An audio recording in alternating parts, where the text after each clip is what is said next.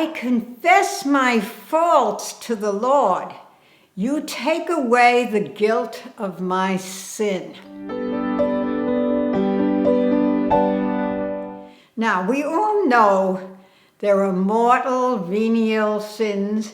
There are also defects of character that you can confess to. So it's not a venial sin to overeat, for instance, but it's a defect of character and can harm you, and so forth and so on. So there were all these kind of mortal, venial sins and defects of character.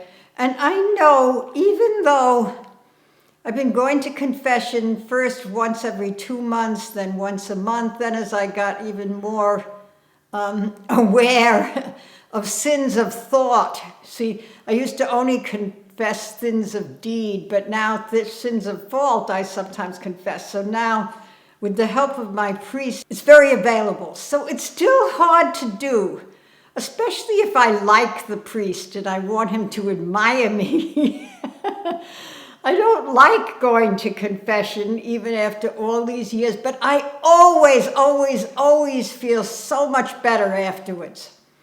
You know, after I make my act of contrition and sit for a few minutes, I feel freed of either the weight, or you could call it a knot, of sin or defect in me, see? And a very wonderful way of putting this is from Alice von Hildebrand, the famous woman philosopher who's often on EWTN. You probably know her from that.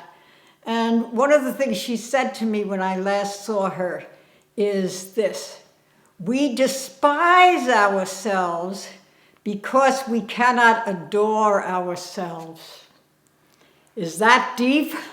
See, we would like to think, I'm not a saint yet, but I'm an almost saint. I thought that by the time I was 80 years old, I would be levitating on the ceiling like Teresa of Avila. I tried so hard. Of course, it didn't happen. So I'm still going to confession, and she went to confession, I'm sure, also. So, dear Jesus, please help us all to avail ourselves. Even if we're ardent Catholics, we still need to confess those venial sins or defects of character, or then occasionally some mortal sin. We still need to confess them. So help us to avail ourselves of this wonderful sacrament that the Church offers to us. Amen.